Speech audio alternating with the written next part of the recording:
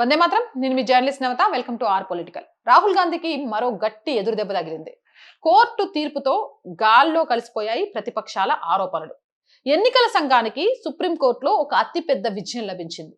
Election commission కు ఉన్న sir ప్రక్రియను నిర్వహించే అధికారాలను సుప్రీంకోర్టు సమర్థించింది. గతంలో ఉన్న పద్ధతులకు ఇప్పటి విధానాలకు తేడాలు ఉన్నంత మాత్రాన ఈ ప్రక్రియను చట్టవిరుద్ధమని కొట్టేయలేమని కోర్టు స్పష్టం చేసింది.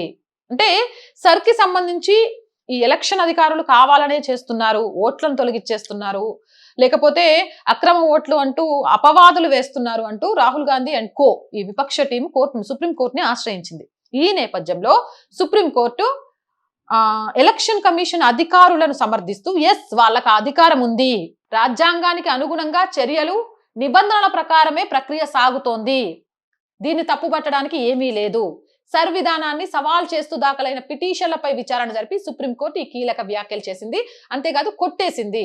ఇక రాహుల్ గాంధీపై వస్తున్న విమర్శల విషయానికి వస్తే సర్ ప్రక్రియ పూర్తిగా రాజ్యాంగ విరుద్ధం అంటూ ఆయన గత కొన్ని రోజులుగా గొంతు చించుకొని మరీ విమర్శలు గుప్పిస్తున్నారు. ఇక స్క్రీన్ పెట్టేసి పలానా దగ్గర ఒకటి ఉంది, పలానా దగ్గర ఒకటి ఉంటుంది, విదేశాల నుంచి ఓటేస్తున్నారు, ఇలాంటి అడ్డమైన మాటలన్నీ చెప్తా ఉన్నారు. కానీ ఇప్పుడు దేశ అత్యున్నత న్యాయస్థానమే ఈ ప్రక్రియ సరైనది, ఇందులో ఎలాంటి తప్పు లేదు అని తేల్చి చెప్పడంతో ఆయన వాదన తప్పని రుజువైంది. మరికొద్ది రోజుల్లో ఆయన సుప్రీంకోర్టుపై కూడా తిట్ల పురాణం అందుకున్నా ఇక్కడ ఆశ్చర్యపోనవసరం లేదు.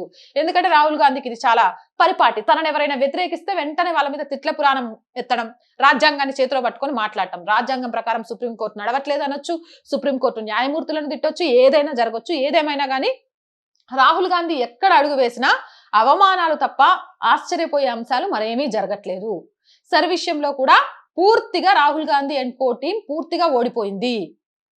వాళ్ళు చేసిన ఆరోపణలు తామరాకు మీద నీటి బిందువు లాంటివే, అవి పెద్దగా పట్టించుకోవాల్సిన అవసరం లేదు. రాజ్యాంగబద్ధంగానే ఎలక్షన్ అధికారులు తమ కర్తవ్యాన్ని నిర్వహించారు అనే విషయాన్ని సుప్రీంకోర్టు చాలా క్లియర్ గా తేల్చి చెప్పింది.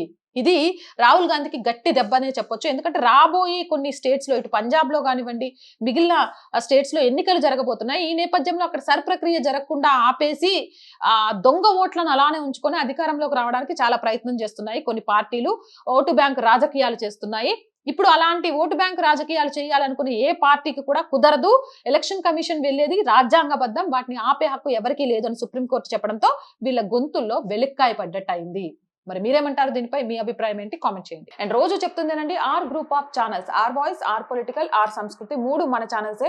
So please subscribe our channels. Content బాగుంది అనిపిస్తే లైక్ చేయండి, షేర్ చేయండి, మీ అభిప్రాయం ఏదైనా కామెంట్ చేయండి. అండ్ ఆర్థికంగా ఆర్ వాయిస్ కి చేయూతనందించండి. మీరు చేస్తున్న ఆర్థిక సహాయం వల్ల మాత్రమే ఈ ఛానల్ నడుస్తుంది.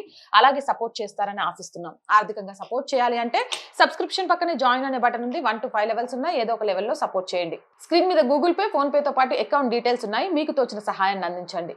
వ్యాపార ప్రకటనల కోసం 8328500576 నెంబర్ని సంప్రదించండి. జై హింద్, జై భారత్.